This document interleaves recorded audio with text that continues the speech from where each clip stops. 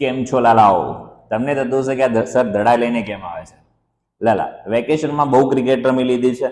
આજે આપણે સંભાવનાની અંદર દડાના દાખલા જોવાના છે, જે બોર્ડની અંદર વેરી મોસ્ટ આઈએમપી દાખલા છે. ઓકે, તો આ દડાને મૂકીએ સાઈડમાં અને કરીએ દડાવાળા દાખલા.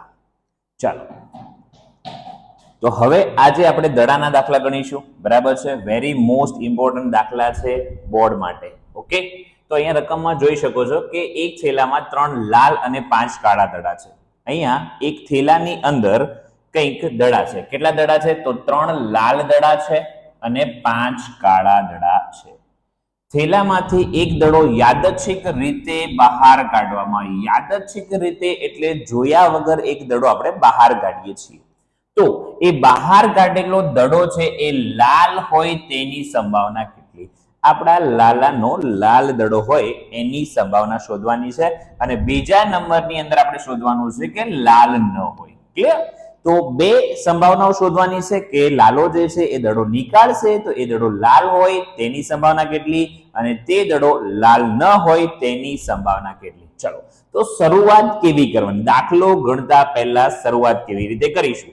તો સૌથી પહેલા કુલ પરિણામો લખી દેવાનું. ઓકે લાલા, સૌથી પહેલા શું કરીશું કે અહીં આપણે કુલ પરિણામો લખીશું. તો 3 લાલ દડા છે, 5 કાળા દડા, ટોટલ કેટલા દડા છે? 8 દડા. એનો મતલબ કુલ પરિણામ કેટલા છે? 8 છે. તો સૌથી પહેલા અહીંયા લખી દઈશું કુલ પરિણામો.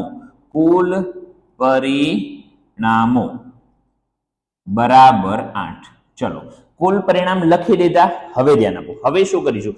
પહેલા નંબરમાં કઈ સંભાવના શોધવાની છે? તો પહેલા નંબરમાં શોધવાની છે કે દડો લાલ હોય. ક્લિયર?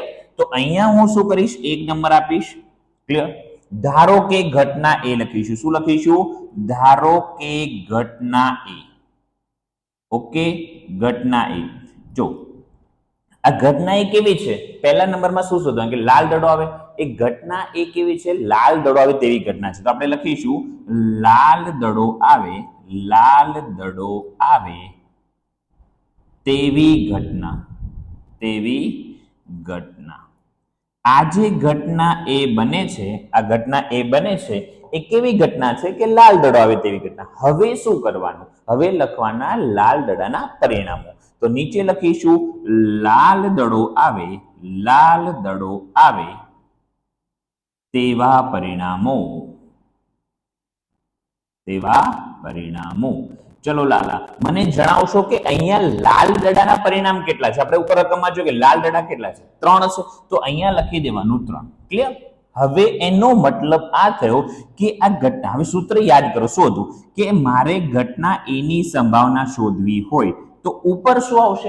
ઘટના એના પરિણામો. મતલબ કે આના પરિણામો કેટલા છે? 3 છે. છેદમાં શું આવશે? તો છેદમાં આવશે કુલ પરિણામ. કુલ પરિણામ કેટલા છે? 8 છે. તો અહીંયા લખી દઈશું 8. મતલબ લાલ દડો આવે ને એની સંભાવના થઈ ગઈ 3/8. ક્લિયર? સમજાઈ ગયું ને લાલા? ચલો, હજુ બીજી સંભાવના શોધવાની છે કે લાલ ન હોય. હવે અહીંયા ધ્યાન આપજો. અહીંયા શું કીધું છે કે લાલ દડો ન આવે. જ્યારે પણ આપણને કોઈ ન કહે ને કે આ વસ્તુ ન આવે, એના પરિણામો નહીં ગણવાના. લાલ ન હોય એની સંભાવના શોધવાની છે. તો લાલ દડાના પરિણામ આપણે ગણીશું નહીં. ક્લિયર? તો લાલ દડાના એટલે આ પરિણામ નહીં ગણવાનું. એનો મતલબ લાલ ના આવે તો કોણ આવશે? કાળો દડો આવશે. બે કલરના દડા છે, કાં તો લાલ દડો કાં તો કાળો દડો. તો લાલ ના પાડી છે, એનો મતલબ કોણ આવશે? કાળો દડો આવે તેની સંભાવના પૂછી રહ્યા છે. જો હવે એ દાખલો કેવી રીતે ગણીશું? તો 2 નંબર. બીજા નંબરમાં 2 નંબર કરીશું. એને ઘટના ધારીશું. ધારો કે ઘટના બી. ધારો કે ઘટના બી. ઓકે, ચલો, આ બી ઘટના કેવી છે? કે લાલ દડો ના આવે. તો અહીંયા લખીશું લાલ દડો ના આવે તેવી ઘટના. લાલ દડો ન આવે તેવી ઘટના. ઓકે, ચલો, લાલા ખોવાવાનું નથી. જો અહીંયા ધ્યાન આપવાનું છે તારે. લાલ દડો ન આવે તેવા પરિણામો. લાલ દડો ન આવે તેવા પરિણામો. તેવા પરિણામો. ચલો, લાલ દડો ન આવે તેવા પરિણામ કેટલા છે? મતલબ કે અહીંયા લાલ દડો નહીં આવે તો કોણ આવશે? કાળો દડો. તો એવા કેટલા પરિણામ છે? 5 પરિણામ છે ને. તો અહીંયા લખી દઈશું 5. ઓકે, મતલબ કે આ ઘટના બી બની રહી છે એની સંભાવના થશે 5 છેદમાં કુલ પરિણામો, છેદમાં કુલ પરિણામ 8. હંમેશા યાદ રાખજો છેદની અંદર કુલ પરિણામ આવશે, ઉપર કયા પરિણામ આવશે તો જેની સંભાવના શોધી રહ્યા છીએ એના પરિણામો. ઓકે લાલા, ચલો તો આ દાખલો થઈ ગયો છે. હવે વધીએ આગળ, ઘણા બધા દાખલા જોવાના છે આજે. ચાલો નેક્સ્ટ. હવે અહીંયા શું કે છે તો લાલા અહીંયા દડો રમવાનું નથી, અહીંયા લખોટી રમવાની છે.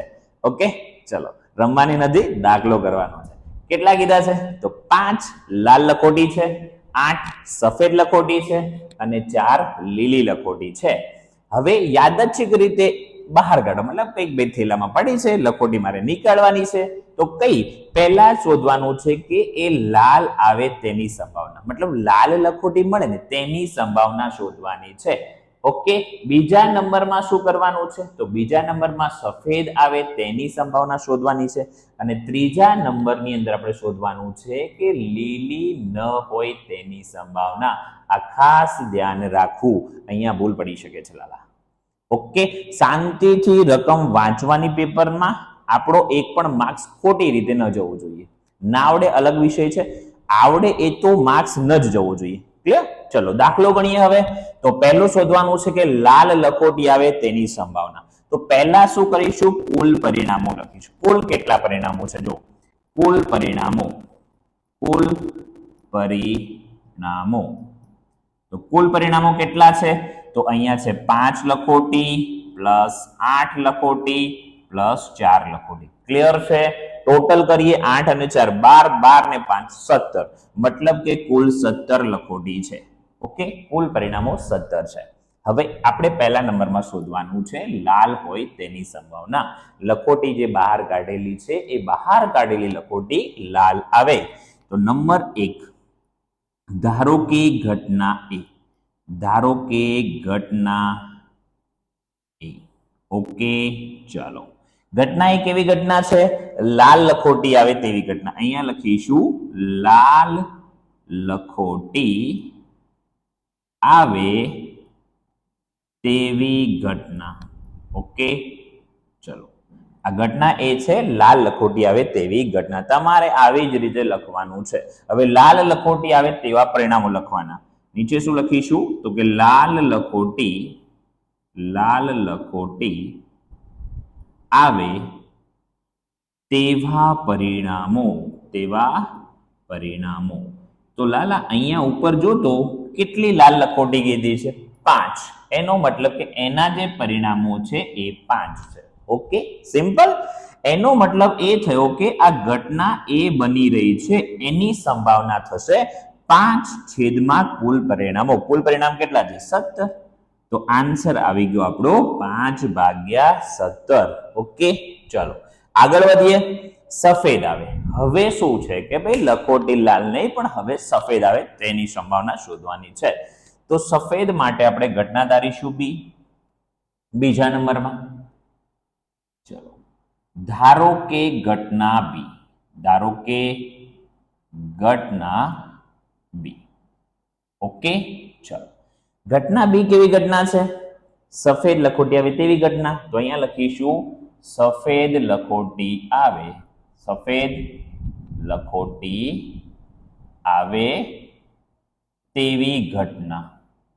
ઓકે, આના પછી શું લખવાનું, પરિણામો લખવાના કે સફેદ લખોટીના કેટલા પરિણામો છે. સફેદ લખોટી આવે, સફેદ લખોટી આવે તેવા પરિણામો, તેવા પરિણામો. ચલો, સફેદ લખોટી આવે તેવા પરિણામ કેટલા, સફેદ લખોટી કેટલી છે જો રકમની અંદર 8 સફેદ લખોટી. કેટલી 8. તો અહીંયા આવશે 8 પરિણામો. એનો મતલબ એ થયો કે આ ઘટના બી જે બની રહી છે એની સંભાવના થશે 8 છેદમાં કુલ પરિણામો. કુલ પરિણામ કેટલા હતા 17, મતલબ ઘટના બી બને છે એની સંભાવના થશે 8/17. ચલો હવે વાત કરીએ ત્રીજી ઘટનાની. ત્રીજી ઘટના શું કીધું હતું કે ભાઈ લાલ લખોટી ના આવે, લીલી કીધું છે, લાલ નહીં. લીલી ના આવે. ઓકે, લીલી લખોટી ન આવે તેની સંભાવના કીધું છે. લીલી ના આવે એટલે આપણે આ લીલીના જે પરિણામો છે એ નહીં ગણીએ. ઓકે, એના પરિણામો નહીં ગણવાના. ટોટલ જે 17 પરિણામોમાં છે ને એમાંથી આ લીલી વાળા શું કરી દેવાના? માઇનસ કરી દેવાના. તો 17 માંથી 4 માઇનસ કરો એટલે કેટલા પરિણામ થાય? 13 પરિણામો. તો મતલબ શું થયો કે લીલી ના આવે તેના પરિણામ કેટલા થશે? 13 થશે. ચાલો, ધારો કે ઘટના સી, ધારો કે ઘટના સી.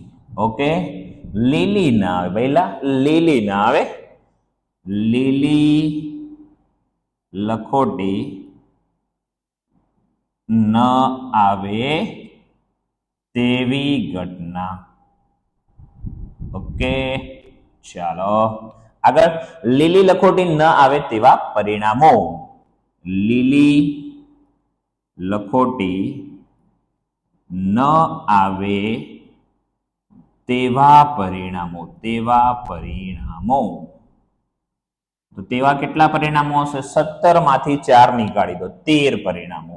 ઓકે, એનો મતલબ એ થયો કે આ જે ઘટના સી બની રહી છે ને એના 13 પરિણામો છે, છેદમાં કુલ પરિણામો 17. તો સંભાવના કેટલી થઈ ગઈ? 13/17. ઓકે, ચલો, તો આ હતા દડાના દાખલા. ચલો, તો અહીંયા દડાના દાખલા આપણે પૂરા કરીએ છીએ. નેક્સ્ટ લેક્ચરમાં આપણે જોઈશું પાસાવાળા દાખલા. તો ચેનલને સબસ્ક્રાઇબ ના કરી હોય તો સબસ્ક્રાઇબ કરી દેજો. આગળ આપણે પાસાના દાખલા જોવાના છે, એના પછી વેરી મોસ્ટ એમપી પત્તાના દાખલા જોવાના છીએ. તો ચેનલને સબસ્ક્રાઇબ કરો. તમને કોઈ પણ પ્રોબ્લેમ હોય તો કમેન્ટમાં જણાવશો. બરાબર છે? કોઈ નથી આવડતું, કંઈ નથી સમજણ પડતી તો કમેન્ટમાં જણાવો. Thank you.